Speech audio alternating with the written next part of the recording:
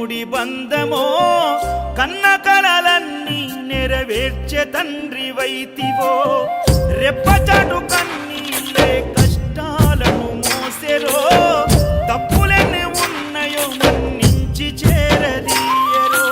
ఓర్వలేదు కలికాలం నాయి పయనం